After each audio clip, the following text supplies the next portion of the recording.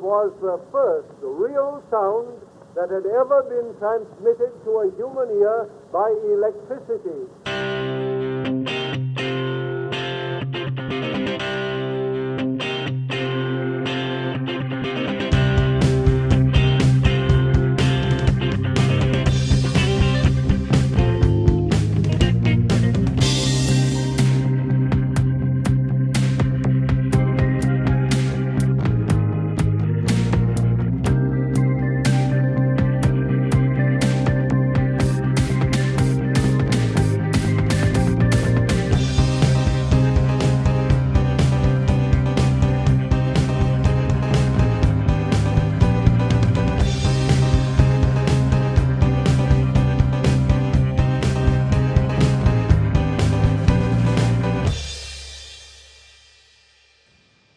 Hi everyone and welcome to episode 13 of the Music Dissectors, recorded August 4th, 2018. I'm your host, David Holloway, and as always, I have my esteemed co-host, Matthew J.C. Powell. How are you, Matthew? I'm feeling very esteemed today, or perhaps poached. Poached? As long as you're not scrambled. As long as I'm not scrambled, no. So it's been a while again. I feel like I'm constantly saying this in the introductions to our podcast, but it has been sort of late May since we released one, and it's just life getting in the way. Not a lack of guests, not a lack of interest. It's just life. Damn that life. And we are very, very superstitious, and we've been afraid of doing the 13th episode in case this is the one that finally does us in. That's right. And so to bring us luck, we thought we'd choose an album that has been certainly lucky for its creators, and a great album Can't go wrong with the Eagles. Can't go wrong with the Eagles. And so, yeah, we're really pleased this episode to have Debbie Kruger on, who is a journalist, writer, music blogger from the US, and you'll hear a lot more of Debbie in a sec. And she has a real passion for both A, the Eagles, and B, the Hotel California album, which comes through really strongly. So, yeah, let's have a listen to Debbie Kruger.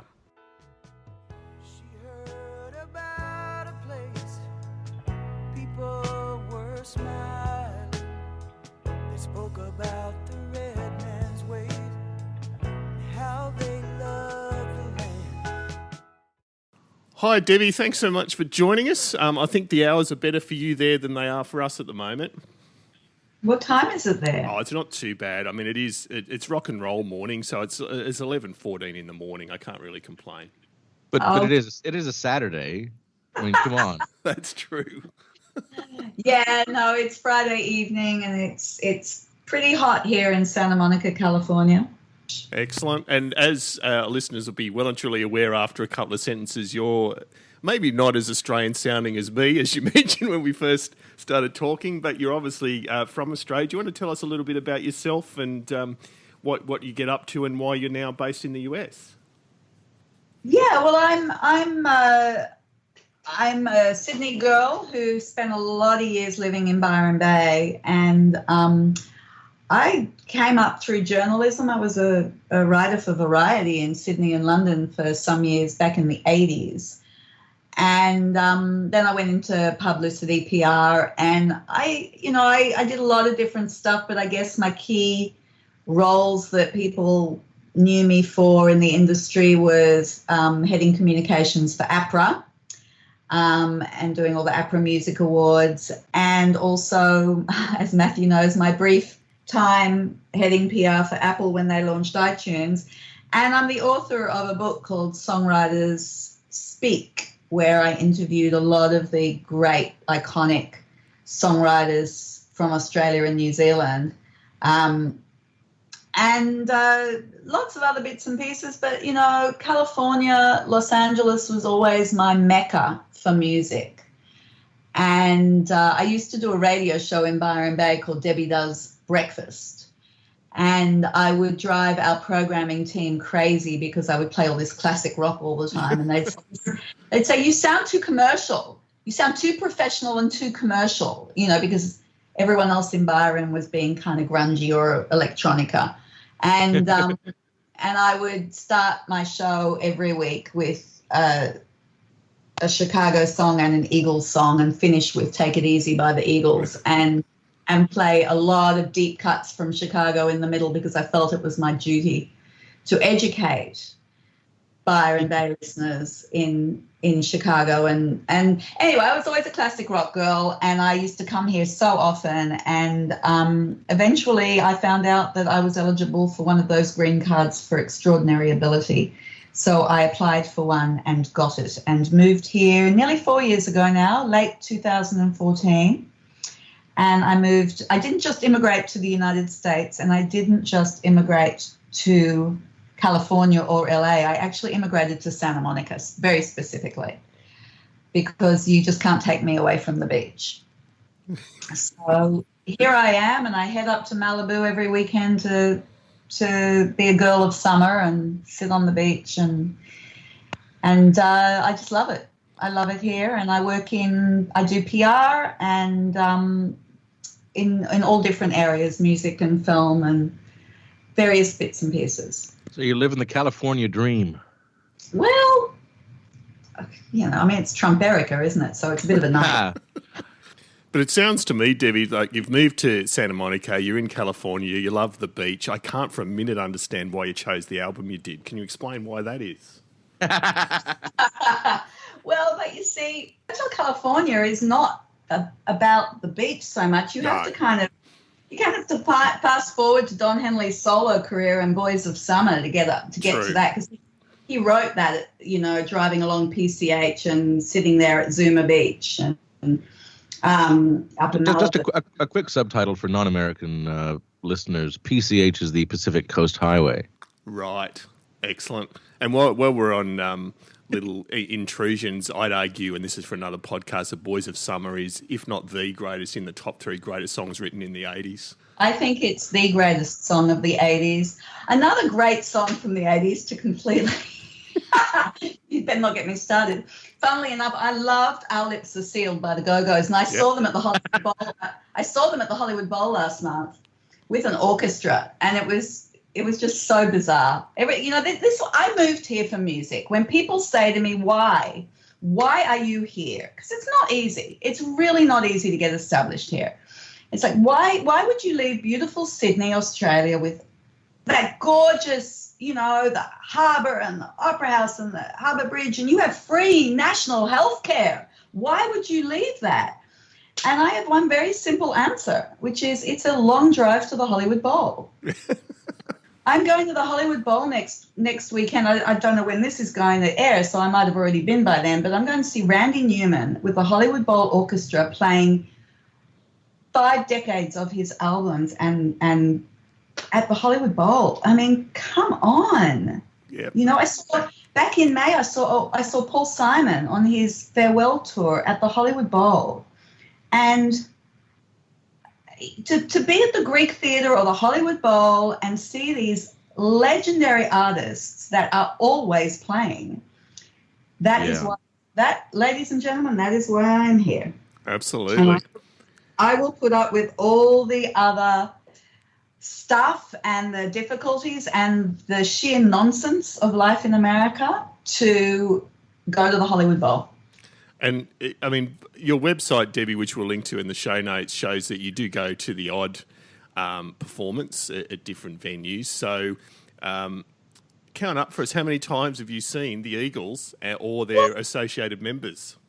I'm so glad you asked that, because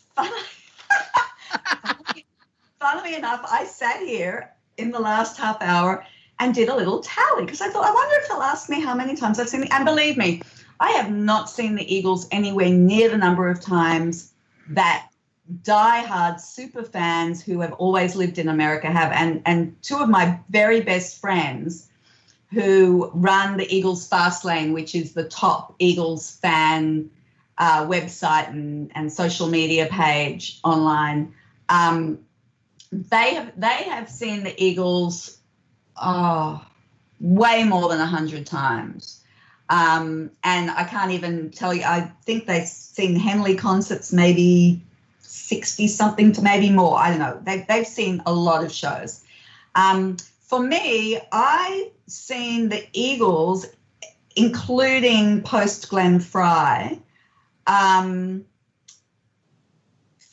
and a half times. That's not 15 and a half.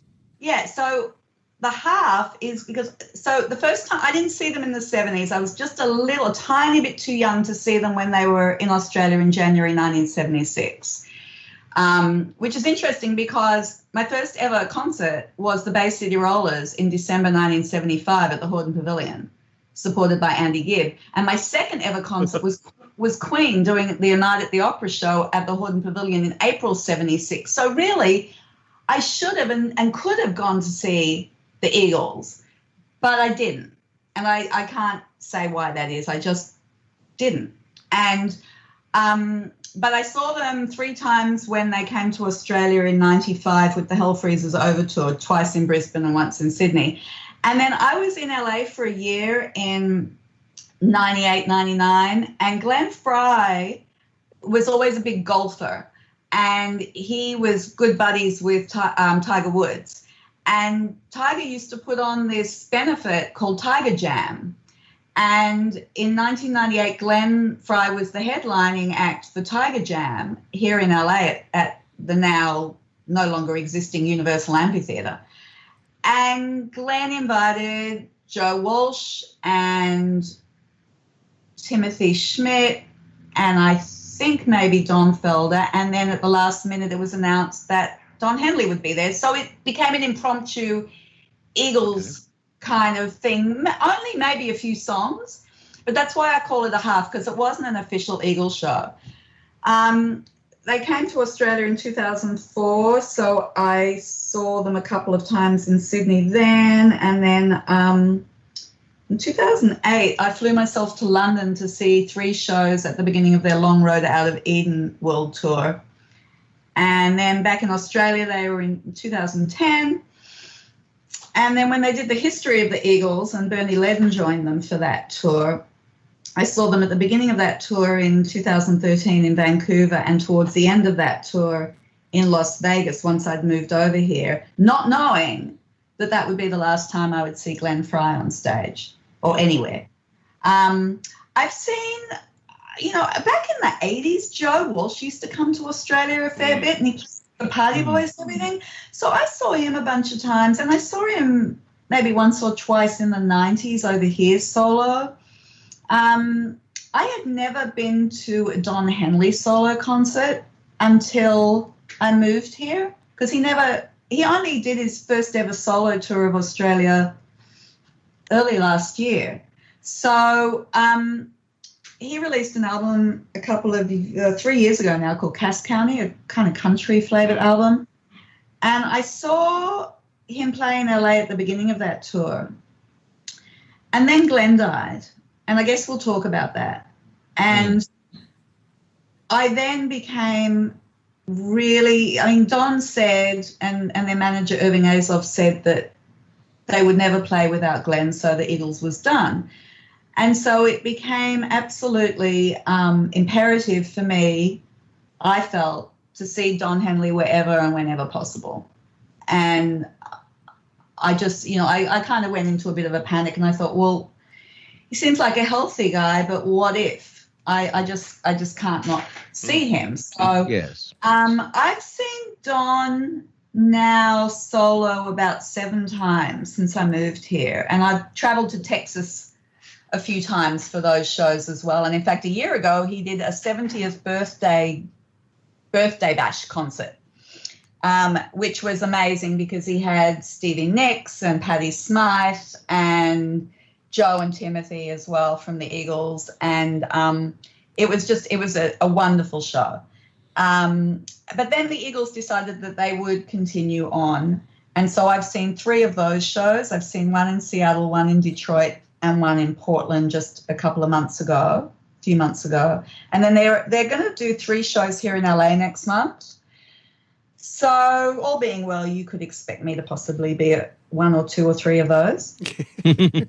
And so we will move on to the album as well, but just a Bay City Rollers aside, the remaining members of the Bay City Rollers just did... Yeah, you can't mention the Bay City Rollers and not expect it to come back up again. That's right. Didn't Alan Longmuir just die recently? He did, and but the remaining members, obviously aside from Alan, I think it might have been just Les, to be honest, just played at the Dapto Leagues Club in the last few weeks. Dapto! Never been there. I got to tell you, I got on stage and sang with Sherbet at some pretty amazing venues like, I don't know, Blacktown RSL, Bankstown Sports, Sheila's Tavern in North Sydney. But no, Dapto, I haven't been there. No, you haven't lived.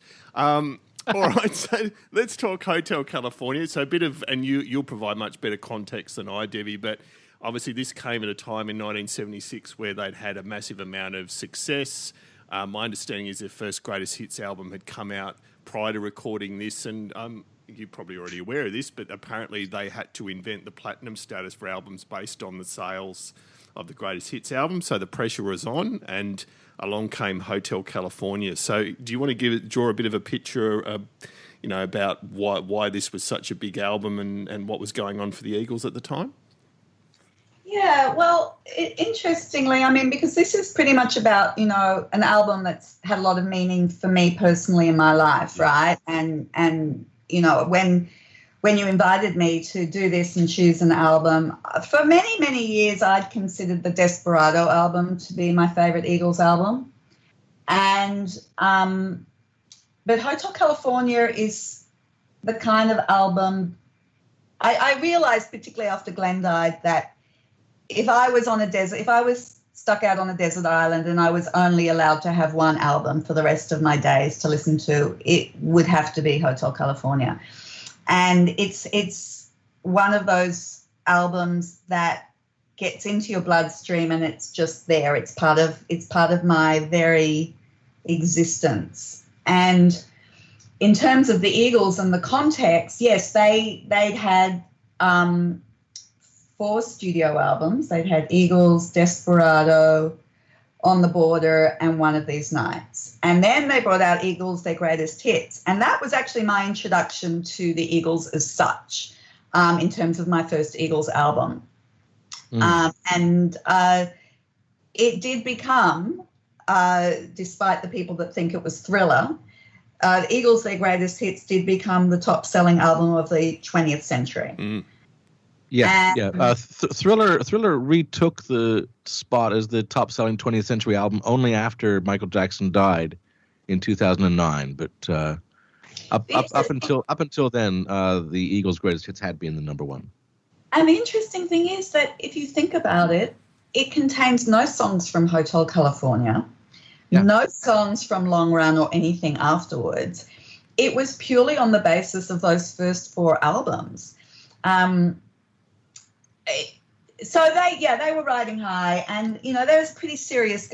Glenn and Don were very serious songwriters, and Don obviously still is. And there's a lot of literature, there's a lot of interviews where you can read Don talking about how they wrote the songs and the work they put in, and despite the fact that they were a party band and they partied hard, They just worked it really hard. But did they know that it was going to be one of the most iconic albums of all time? Of course not. Nobody did. The Fleetwood Mac didn't know that Rumours was going to be. And if you think about other albums that came out around that time that, went on to become platinum, nobody knew. It was just a really incredibly creative time. I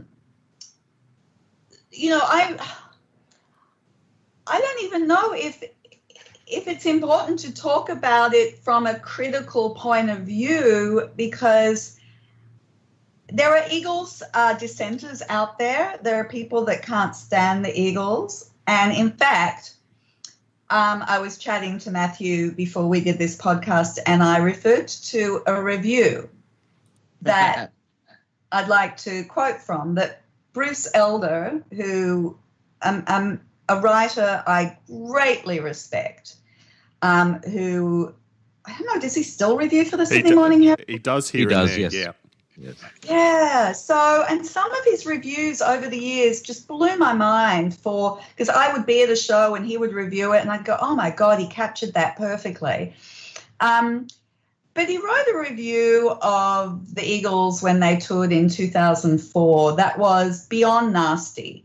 And he said, they're musically excellent, it's as you would expect, everything's perfect. They're laid back to the point of, barely managing to stay vertical, which is nonsense. But, people will say that. But then he ended the review by saying that the sad thing was that the audience actually believed they were having a real and meaningful contemporary music experience when all the music really did was reach deep into their youth and remind them that in 1977 they had a choice between Ecstasy, Elvis Costello, the Sex Pistols, Ian Drury, and the Eagles singing New Kid in Town, and they chose the Eagles. When I read that, I swear to God, I wanted to hunt him down and shoot him. I thought, how insulting when the Eagles come and they play 3 shows at whatever you call that thing out at Homebush now, the 20,000 seater, and they play like, I don't know, 12, 15 shows around Australia to 20,000 people a night, and you insult all of them by saying the music you like is not as good as the music I like. And the fact is that the Eagles could not possibly be as big as they've been throughout their career, and this album could not have made such an impact if they weren't touching a lot of people in a meaningful way. So Hotel California came out, and the song came out, and Rolling Stone considers it to be, one of the best songs of all time, certainly the best Eagles song of all time. Don has answered many questions about it, and, when he's in the mood to elucidate, he says it's, about the dark underbelly of American life, and it was very cinematic, and it's got one of the most famous guitar duels of all time, and there's just so much iconic about the song. It almost has gone past ever needing to be discussed. It just it's like there's that famous line at the end of Hotel California: you can check out any time, but you can never leave. And I use that a lot in life. I use it in reference to many things, and I realized recently, it's not about that I can check out any time, but I can never leave. I actually can't check out.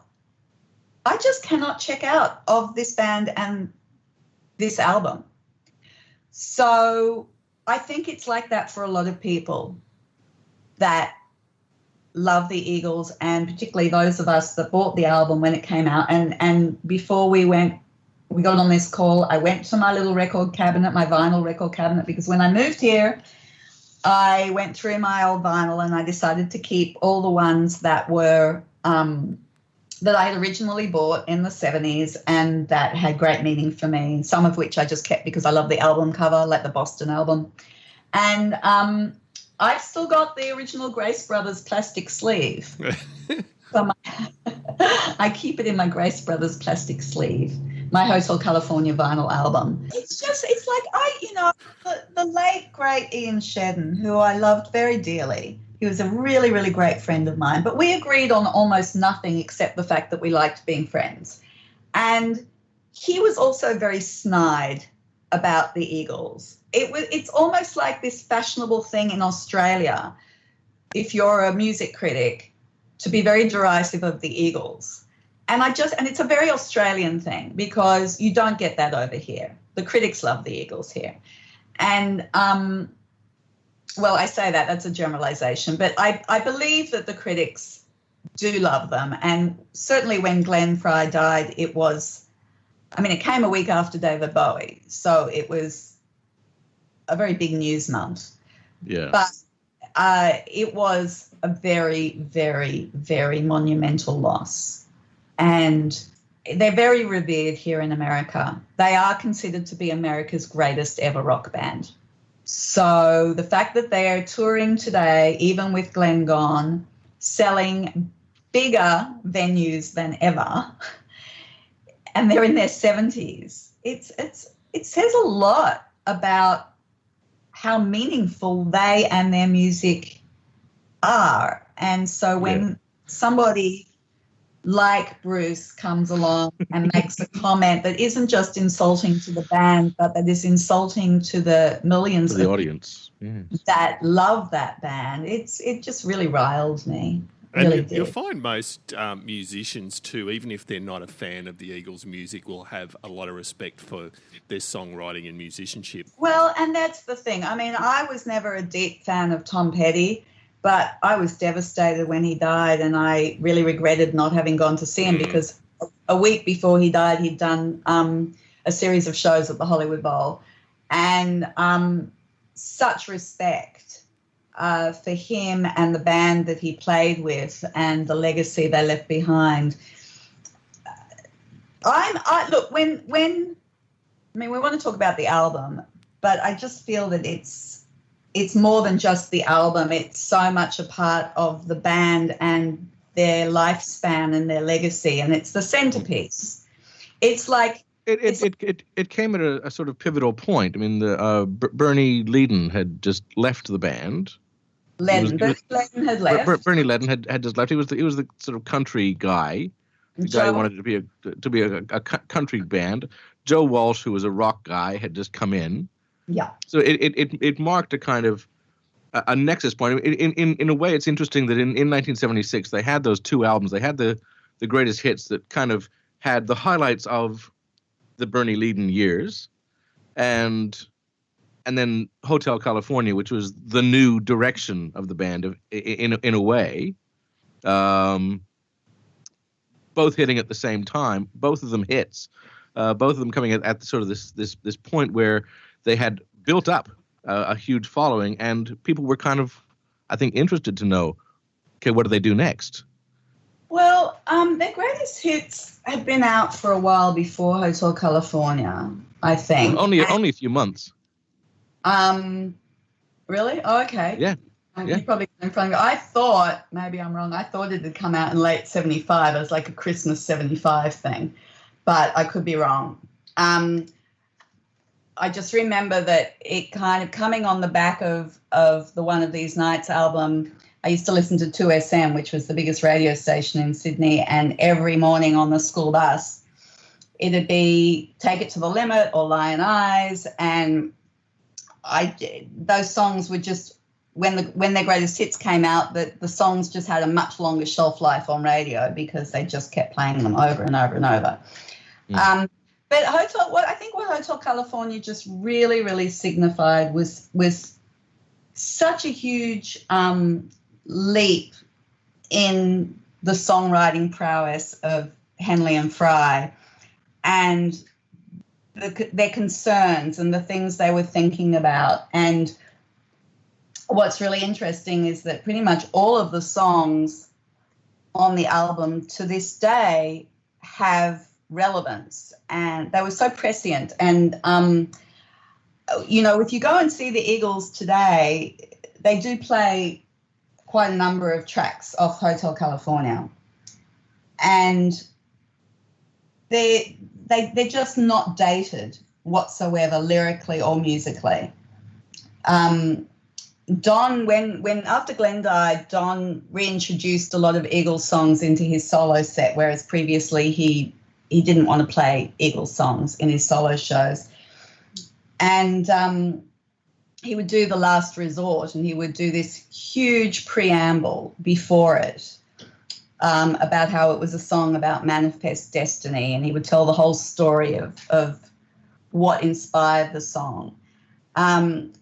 And when you listen to that song now, it's as relevant today as it was then.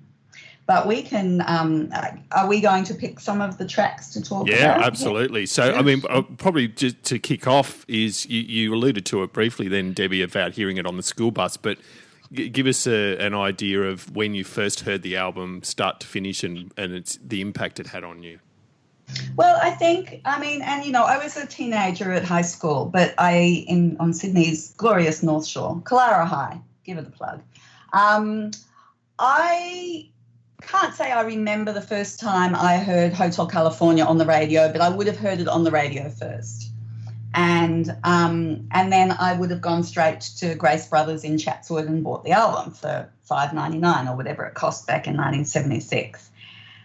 And I would have taken it home and done what I used to do in those days, which was put it on my mono record player in my bedroom and sit on the floor, leaning against my bed, and listen to it from start to finish, reading the liner notes meticulously. And Hotel California, the album cover and inserts were designed by Kosh, who was the leading album designer of the day, did Linda Ronstadt's albums and used the same typeface on all of them. And I would read these, I was one of those kids that was always into the liner notes and who wrote the songs and who produced the songs and who were they thanking and who were these people that they were thanking. And what's really interesting is that now 40 years on, 41, 42 years on, I've met a lot of those people and I've known a lot of those people. And for instance, John David Souther, who co-wrote New Kid in Town, has been a friend of mine for more than 20 years. But back then, as a 14-year-old child, teenager, listening to it, I don't know that I thought anything more than, oh, this is cool. You know what I mean? Yeah. It was, it's a different thing now. If Don Henley puts out a new solo album, it is it's a monumental event, which is, anticipated for a long time and then digested with great consideration. And in fact, I was played 5 tracks off Don's last album by somebody up at Capitol Records a few months before it came out. And I remember sitting there thinking, this is really monumental that I'm even sitting here being played these tracks. But back then, when you're a teenager, playing a new record you just brought home from Grace Brothers when you went after school to buy it, I don't think you put a lot of weight on it. The thing is, I was an active radio listener, not a passive radio listener, and my ear was on 2SM every waking moment that I didn't have a record on the record player, and they were playing Hotel California and New Kid in Town all the time. So, but also, I was listening to If You Leave Me Now by Chicago from the Chicago 10 album, and I was listening to Frampton Comes Alive, and I was listening to Rumors, and I don't have a list of the top albums from 1976, 77 on me right now, but, Simple Dreams from Linda Ronstadt and whatever was coming out around then. I was listening to all of it. The Eagles was part of the mix, but I knew that they in Chicago and Queen were my favorite bands and still are, and I knew how important it was. And there was it didn't get played on television exactly when Hotel California came out, but it's now part of the history of the Eagles DVD set that you can get, which is some live footage from a show, I think it was in Washington, D.C., where they previewed a bunch of the songs from Hotel California. And I do remember seeing and it was a film clip because it was filmed. It wasn't a video clip. I remember seeing the film clip of Hotel California on maybe Countdown, but probably more Sound Unlimited, Sounds, Donnie Sutherland's show on a Saturday morning. And maybe on Flashes on ABC in the afternoon. I remember that sticking in my mind, and it was really the first time that you got to see if you hadn't seen them in January 76 when they came to Australia, it was the first time an Aussie kid got to see the Eagles on TV or anything. And I remember thinking how magical that film clip was. And years later, do you remember when MTV came to Australia and it was just a few hours once or twice and Richard Wilkins and Joyce Smithers were co-hosting. And I was a journalist for Variety, and they used to call me every week for the top 10 films. And one week I think it was Dickie called me, Richard Wilkins called me, and I said, can you do me a favour? Can you play something for me on MTV this week? And can you find that Eagles Hotel California clip? And they did. And they dedicated it to me. And that was, 10 years later than when it had come out. Now you get to see that clip constantly. But back then it was really rare to see it.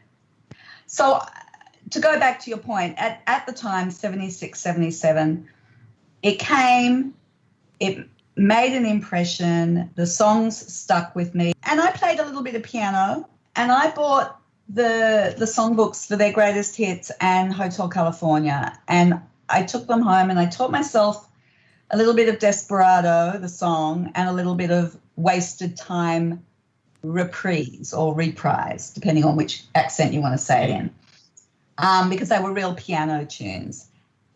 And I still have those songbooks as well.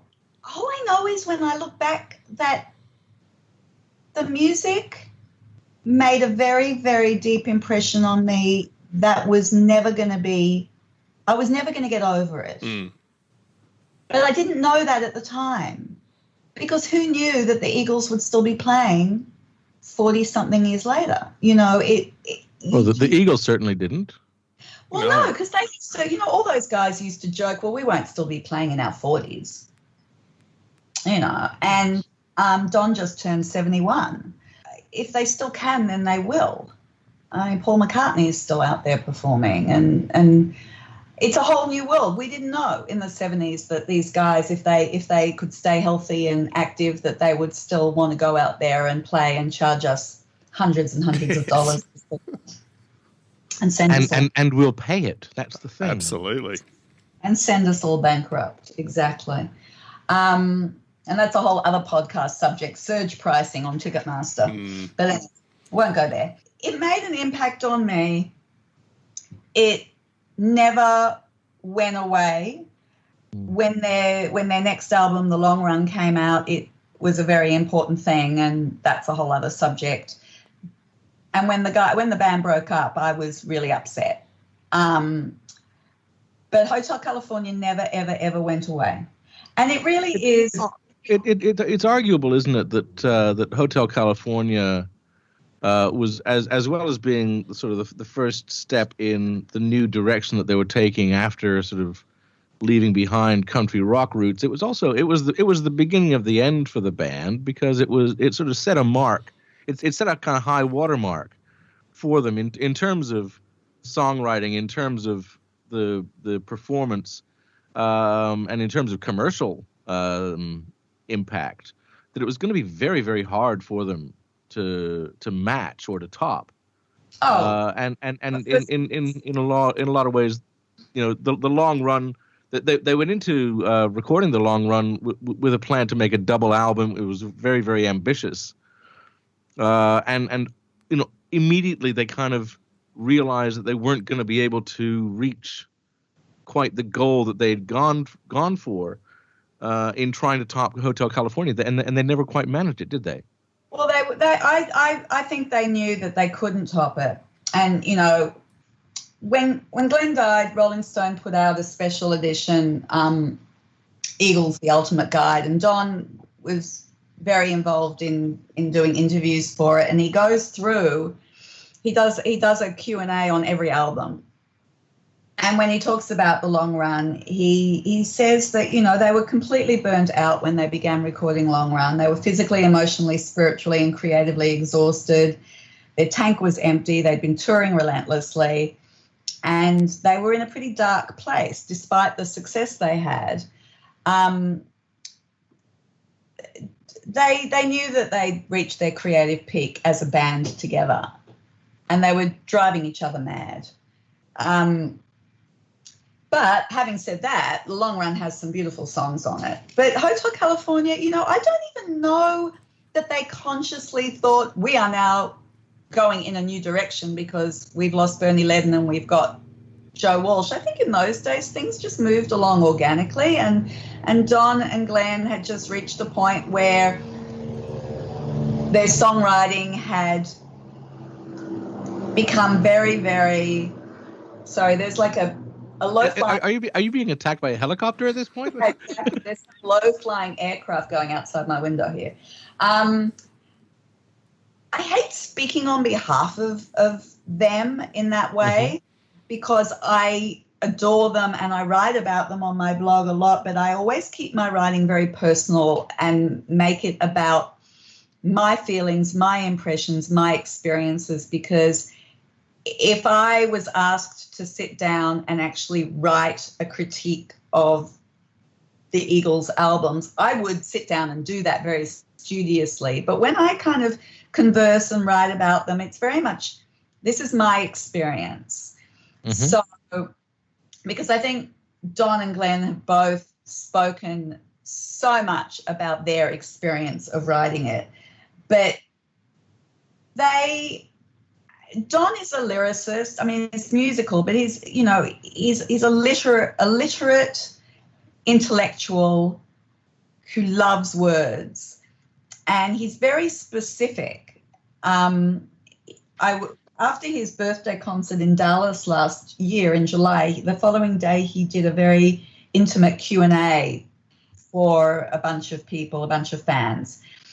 And he said that, he would often get people writing saying, the line, she's got the Mercedes-Benz. And they would say, you've spelt it wrong. Mercedes-Benz is, with a Z, B-E-N-Z. And oh, dear. Ever heard of a pun, people?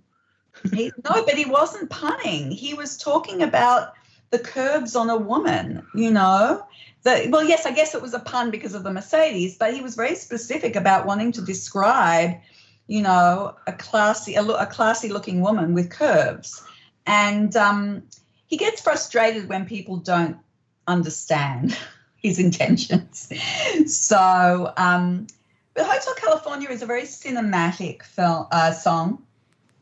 And, as soon as it opens with, on a dark desert highway, you have a picture of it. And then, on a dark desert highway, cool wind in my hair. That, so far I'm right there with you. Then it says warm smell of colitis. And you think, what the hell is that? Well, it's something Mexican, probably. I mean, apparently it's a slang term for marijuana. Oh, it means little tails, but apparently that's colloquially used to mean like buds.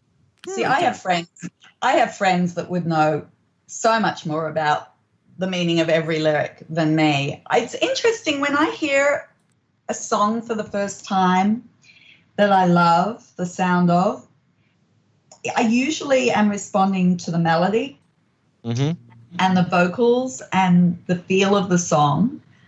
And it can be sometimes years before I really pay more than a cursory kind of attention to the lyrics and the meaning, even if I've sat there as a 14-year-old and read them and read them and read them and read them, and sung them and sung them and sung them. And that's a very common thing I know as a musician myself and talking to a lot of musicians. If you play an instrument and vocals to you are secondary, I could barely tell you more than 6 full sets of lyrics from the last 40 years, but could, rattle off most melodies, harmonies and chord structures. And yet I know every word to every Eagles song. Yep. Every word to every Eagles song. They're just implanted in my head. I think that the song Hotel California is a masterpiece. My favorite Eagles song of all time is actually Desperado, but I think that Hotel California, it's a song I never get tired of. If it comes on the radio, I don't switch the station. and yet there was... Even though you're committing for the next 7 minutes. Absolutely. Well, it's the same thing with Bohemian Rhapsody. It's like Sirius XM is a satellite radio network here in the United States, and from Thanksgiving last year until late January, they devoted a channel to, like, they had an Eagles channel, and it was basically to promote their new tour that they were putting tickets on sale for. And we Eagles fans just lapped it up. I listened to it. I was in my car a lot over those months, and I listened to it over and over and over. And there were certain songs that would come on that I would be like, oh, I could live without hearing that one again for a while. But Hotel California is never one of those songs that I don't want to hear again. I love it.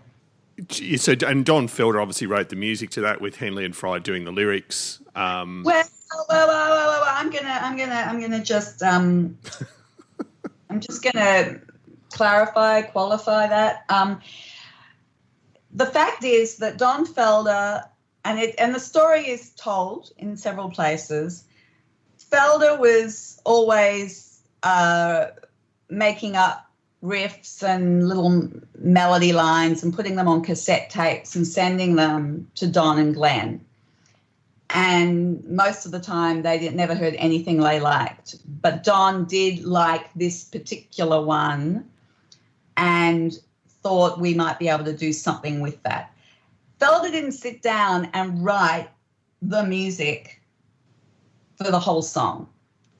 And it's a really important distinction because people think he did. No, he came up with that guitar riff, and certainly in the studio when he and Joe Walsh did the guitar duet at the end, that was, very much kind of put together without Don Felder. Well, there would have been something very close because Don and Glenn would have come up with something. Sure, the guitar bits that Felder contributed definitely inspired the song.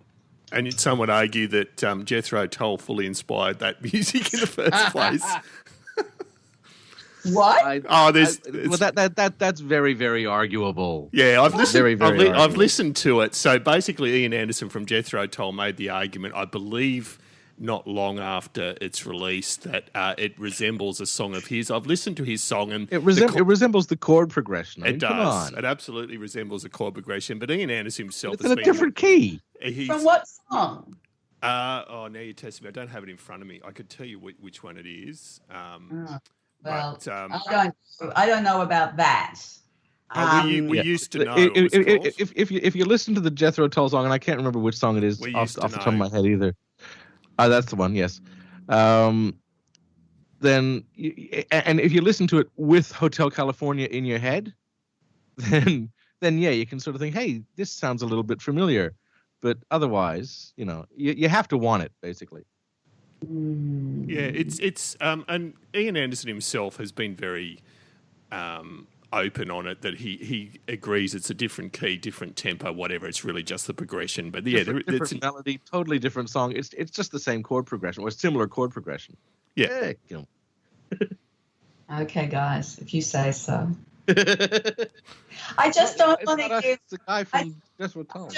I just think that Don Felder was an integral part of the band in those days, and a brilliant guitar player. Don Henley to this day acknowledges what a fine guitar player Don Felder was.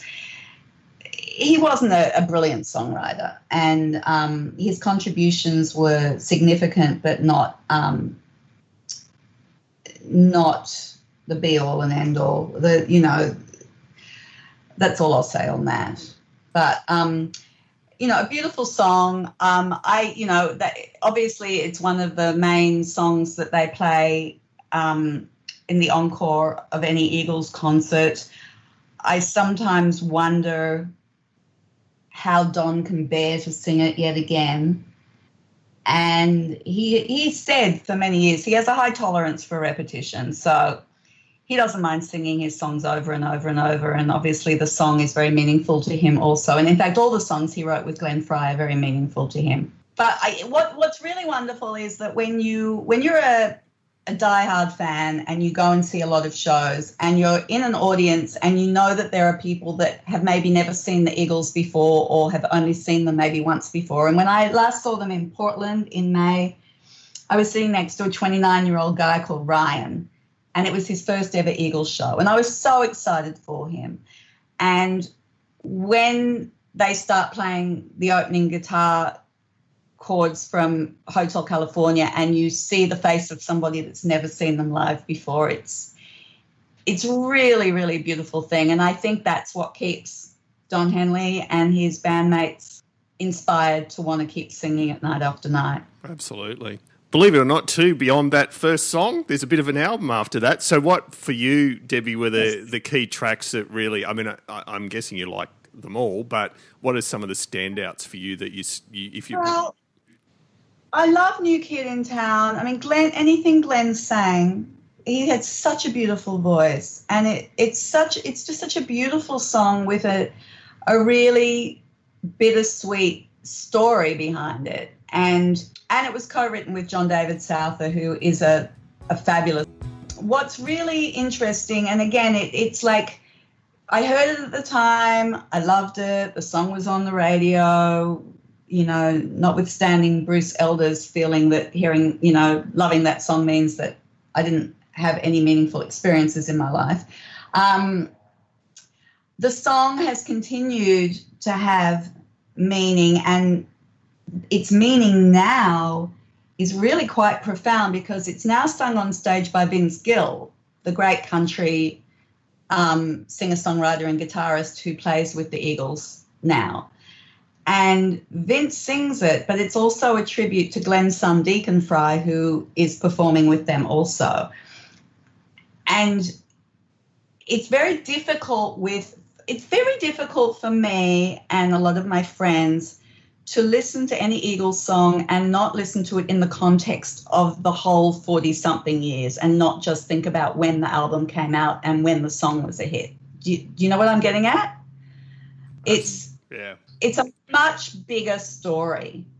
And I think more so than for a lot of other artists and bands who've kept playing their music over the years. I mean, if you go and see Fleetwood Mac, particularly this year without Lindsey Buckingham, with Neil Finn, which is going to be interesting, and they play Go Your Own Way, for instance. And, you know, it's a song that Lindsey wrote about the end of his relationship with Stevie Nicks. And whenever they play it, that's what you think of. It doesn't really have any meaning outside of that context other than the fact that it's, you know, a popular song that people still enjoy listening to and singing to. But the Eagles songs seem to, certainly for me and a lot of people I know, they seem to keep redefining themselves over time in a way that the songwriters and fans could not possibly have predicted. And certainly for some of these songs, seeing them, hearing them on stage performed by the band as they are today, with Vince Gill singing New Kid in Town, and Deacon Fry on stage singing some of the songs that his dad had sung. It's a whole new story being told around an old story. Yeah, and Will Henley's part of the band as well now, isn't he, on tour? Will has been, I don't want to demean his contribution. He's been serving a kind of apprenticeship, if you like. He's been playing some rhythm guitar right at the end, sort of side of the stage behind Vince Gill, and in the dark without being in any way introduced to the audience. And a lot of people in the audience wouldn't have a clue who this other guy on stage is, because there's a lot of guitarists on that stage. But yes, he's not singing, and because it was never formed, like when they decided to continue on and do the classic East and classic West shows last year and then go on and do a tour, they did interviews about Deacon joining the band and Vince Gill joining the band. But the whole Will thing is just kind of like, he graduated from high school, he took a year off, he did some travel with his dad, and then his dad decided to bring him on the road for the summer. And he's supposedly going to college. So I hope he'll still be on stage with them in LA next month, because it's fun to watch him. It's really fun to watch him kind of stand there with 20,000 people or more if he's in a stadium. They played in Dallas to about 80,000 people recently.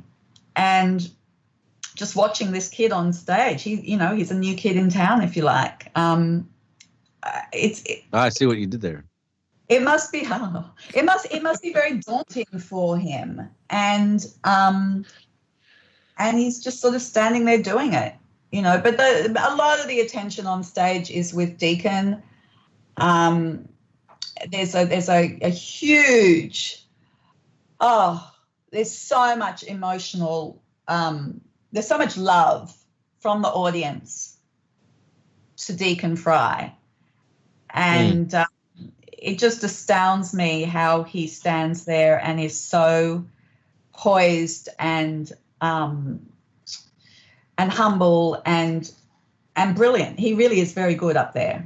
He's really, really good doing his father proud. It's something that I don't know that a lot of bands would have been able to get away with. But what I realized about the Eagles after I accepted that they were going to go on is that Don Henley won't allow anything to happen on that stage that he doesn't think is as close to perfect as it can be.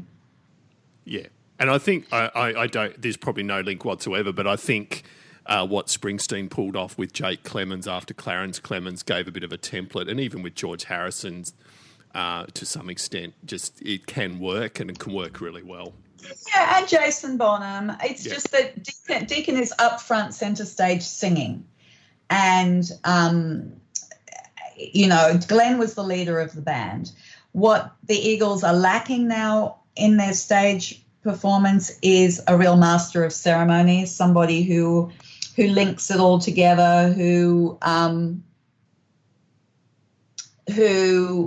think, have we lost Matthew? I'm back.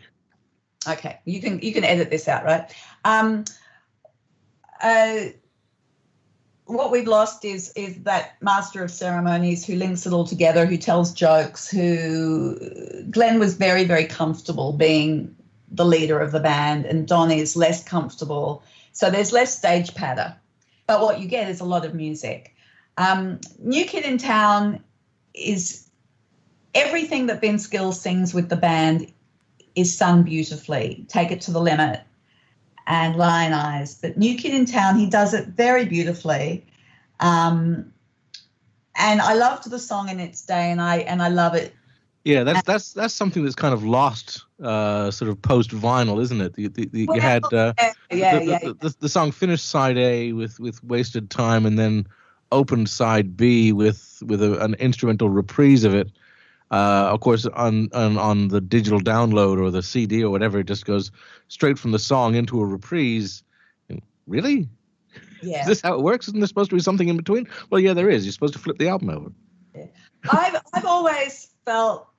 I've long felt that Don's best songs for the Eagles, my favourite songs that Don Henley wrote for the Eagles, were Desperado, which he wrote with Glenn, Wasted Time, which was a very personal lyric for him about the end of a relationship, and a song from the Long Road Out of Eden album from 10 years ago called Waiting in the Weeds, which if you've never listened to, please, after this, go and listen to Waiting in the Weeds. It's one of the most magnificent pieces of songwriting ever.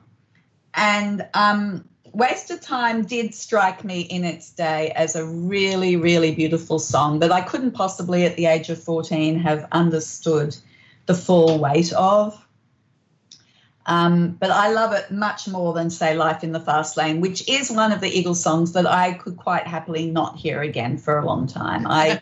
I'm kind of bored with that song. I feel that it's not one of the best opportunities for Don's vocal to shine. It's a screaming rock and roll song, but people love the guitar riff. They love it, and they love the fact that it's a line. The title is a line that has become part of the vernacular.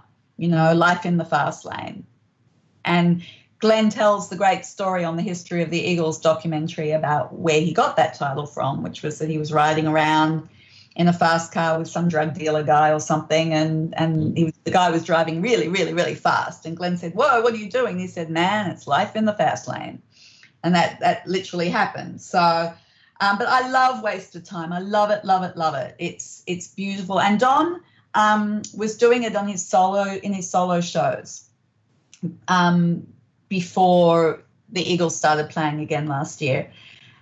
He had, and still does, if he does any solo shows, 3 amazing female backing singers, and he actually did it as a duet with one of them, which I wasn't as keen on because I really like the integrity of the original, but I figured that it was mainly because Don's voice gets tired when he's doing a long show on his own, and sometimes he looks for ways to give himself some relief on stage. But I do love Wasted Time. I think it's one of the most beautiful reflections on the end of a relationship in any song. And then A Victim of Love, I can take it or leave it these days, mainly because of its the story behind how Don Felder had co-written it and wanted to sing it. He demanded that he have a lead vocal on that album, and he had to go at it, and he did a pretty ordinary job. So I think it was Irving Azoff took him out for dinner, and while they were out to dinner, Henley re-recorded it, and so Felder was a bit pissed about that. Yeah, that seems. I've read that story, and that seems like an odd thing. I mean, did they think they could re-record the vocal and he wouldn't find out? I mean, why the subterfuge? Oh no! Well, just rather than tell him up front and have him throw a tantrum, they just wanted to get it done first before he threw the tantrum. But it's talked about in detail on the History of the Eagles documentary. But I've seen Don Felder play live since I've moved here to LA. He supported the Doobie Brothers on a tour a few years ago. Mm-hmm. And it was a really curious experience because he would play all these Eagles songs, some of which he had no involvement in writing, and even some that were recorded before he was in the band. And then he would make little jokes and call them the Beagles and, when I was in that band and all this stuff, which is, whatever. He's a great guitar player, but he's not a lead vocalist. He's just not. I'll say that on the record.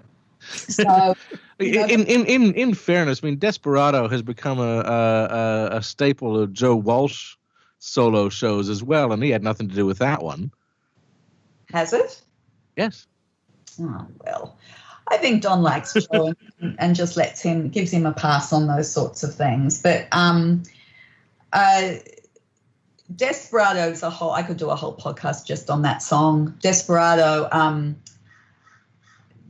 Don, it's always the finale, and Don gives it everything he's got. At the end of 2016, there was a beautiful concert put on here in LA called A Tribute to the Music of Linda Ronstadt. As you probably know, Linda has Parkinson's and can't sing anymore. And they put on a bunch of her music friends put on a concert singing the songs that she made famous and to raise money for Parkinson's. And although he wasn't announced on the lineup, I was absolutely sure Don would come and sing Desperado, which, Linda's version of really popularized the song because it had never been released as a single. It wasn't like it was a hit song in its day. So yeah, that song has a lot of weight and a lot of meaning, and that whole album does. So, once you've done like 100 other guests and you want to come back to me for another podcast one day, we'll do the Desperado album. But but in terms of this album, Pretty Maids All in a Row is Glenn Fry referred to it as Henley's opus, a meditation on environmental degradation and the slaughter wrought in the name of manifest destiny. Don says, I'd been reading articles and doing research about the raping and pillaging of the West by mining, timber, oil, and cattle interests, but I was interested in an even larger scope for the song, so I tried to go Michener with it. He was never totally happy with the result musically, but producer Bill Simzik feels its power rivals Hotel California itself. And it is a case of the Hotel California song and then The Last Resort topping and tailing this grand this grand master artwork that the Hotel California is, and in spite of its its monumental commercial success and the criticism and derision that it's received because it was so big, the fact is that Hotel California is a great work of art. And the song, you know, it's been sent off on space shuttles, on satellites, rotating the Earth. Don tells this great story about doing some charity work and going on a mission to Honduras with a bunch of people and going to the most remote village possible on the top of a huge hill, and where nobody even spoke English, and this native with a big boombox coming over to Don and pointing at him and saying, "You," and then pointing at the cassette player. And it turned out that in the cassette player was a cassette tape of Hotel California, you know, in remote Honduras. So the song, you know, it will live on way beyond the people behind it. And that's, I think, for Don, and I think for Glenn when he was alive, is what really mattered to them. And it's why Don decided to keep going with the Eagles, because he believes that the songs matter more than anybody and that the people want the songs. So he would rather be out there delivering the songs himself than having cover bands and tribute bands who he hates. Excellent. So I'm intrigued by this. I'm intrigued that he hates cover bands. I mean, it's extra money that he doesn't have to do anything for. He hates any covers of his songs, and except really? even the Gypsy Kings. I don't think he particularly likes it. I'm not sure, but here's something I don't know if you're aware of, but there is been in the works for some time, and it was Glenn's pet project before he died, but there is a Hotel California Broadway musical thing. Oh my God. And I'm kind of skeptical, because I love ABBA as much as anyone, but I never went to see the Mamma Mia musical on stage, and I've never been to see We Will Rock You, even though I love the songs of Queen. I just like hearing Queen perform them.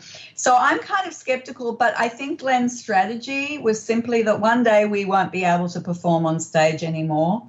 So let's, you know, create something that will continue to bring in the live performance royalties. And let's control it rather than let somebody else go out there and do it.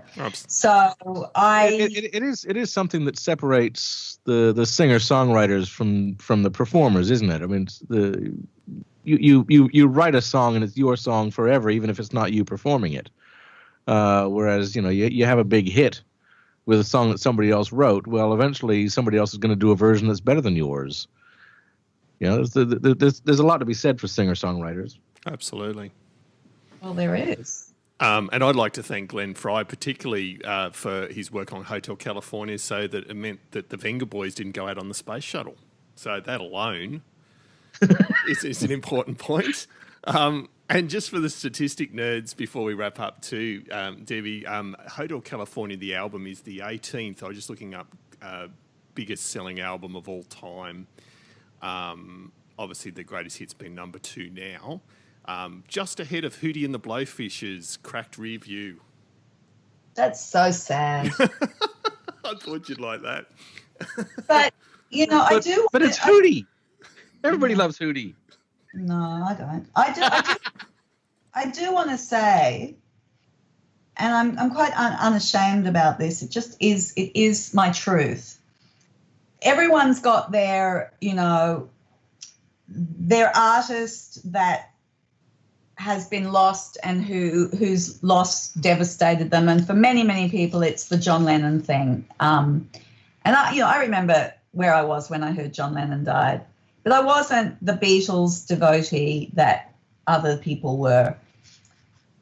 I had, you know, and I adored Freddie Mercury and I miss him every day, but I had never experienced anything like the grief that I felt.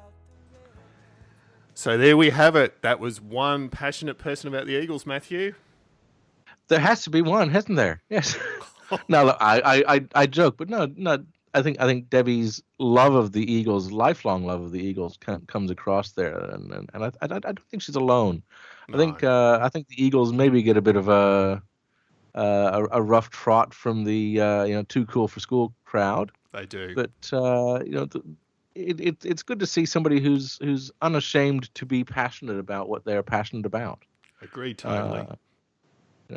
That's the thing with this show. It's not about do you like the same thing everybody else likes. It's how passionate are you? How has this album changed your life? How has this album affected you? And I think what we've just had is kind of the perfect guest. Really, we've got somebody who's heard an album and it's had an incredible impact. It's changed. She lives in California now. That's Sydney, right. Sydney girl, Kalara High, and now here she is going to concerts at the Hollywood Bowl and going up to Malibu for the weekend, that kind of thing. I mean, the Eagles have changed her. And I think the impact of the Eagles are undeniable. Even like I'm a fan as far as I love their music, but I'm not obviously a fan of the level of passion of Debbie. But for me, and I'm sorry, Don, if you're listening to this, but I've been in cover bands since I was 17, and the reason I got into my first cover band was because I saw two guys at a talent quest, a drummer and a guitar player that I'm friends with to this day, get up and play Heartache Tonight, and they sounded amazing. And I ended up joining them as part of a wider band, and we played Heartache Tonight many times. We played Greeks Don't Want No Freaks, and we also played one of Don's solo songs, Man With a Mission. Did it for years, and every other band I've been in since, you cannot avoid an Eagles song in the repertoire, and no issue with that whatsoever. So sorry, Don, if you don't like covers bands, I'm one of those evil people. Oh dear. But we always paid our performing rights, I can assure you. Maybe not as a 17-year-old. Yes. He might come at you for back pay now. Back pay. Well, if it's Don, if you are still listening, we actually didn't get paid ourselves, so you're not going to get much. So, okay, so you can have a percentage, Don. That's right. You can have a percentage of the cut for sure. So yes, there we have it. So as always, we'll be back. I won't say in a month. No, that's probably not in a month. But yeah, couple of weeks tops. We do have a couple of other guests on the boil. What we find is, and this wasn't the case with Debbie, but we do find with some guests that their schedules, particularly if they're working musicians or other travelling professionals, we do have a bit of a struggle nailing down. And in the past week, we've had that exact issue with someone else. So, yeah, do bear with us, but we do love doing it, and we'll be back. Anything else you want to add, Matthew, before we get out of here? Well, are we going to get out of here? I thought we could never leave. At least you haven't mentioned female entomologists, so that's good. You did. I was not gonna. You brought it up. I was gonna leave it. That's right. Oh, no, sorry, I do need to say a big thank you to Paul Bindig for last episode too. So him and I have been keeping in touch, and they're currently touring around Australia in all different regional locations. So if you haven't already, Echoes of Pink Floyd seem to be drawing some big crowds. So well done to them. They're very prolific on Instagram and Facebook too. Some great pictures they post. So we'll leave it there then. So if you'd like to offer an opinion yourself or a suggestion, or even offer yourself up as a guest to review an album you love, please do. If you're a female entomologist. Oh, see, you got it in. Feel free to email us at contact@themusicweek.net or visit our Facebook page, facebook.com/Music Dissectors. I say this every episode, we do like to keep things spread well amongst the decades. So if you have an album from the 80s, 90s or 2000s, we'd especially love to hear from you. Given that last album was 1977 and this episode was 1976, we're in a pretty tight range. You'll find previous episodes of the show on This album was timeless. Hotel California belongs to all time. That's true. I might put that on there. 1976 to 2018. Previous episodes of the show are definitely on iTunes. We're also on Stitcher and TuneIn, and all episodes are, as always, on our website at www.themusicweek.net. So thank you very much again for listening if you've gotten this far, and thank you again, Matthew. Thank you. So we'll be back. And thanks again, Debbie. Yes, thank you, Debbie. Much appreciated. So we'll be back in a few weeks or months, definitely not years. In the meantime, find a new album to love.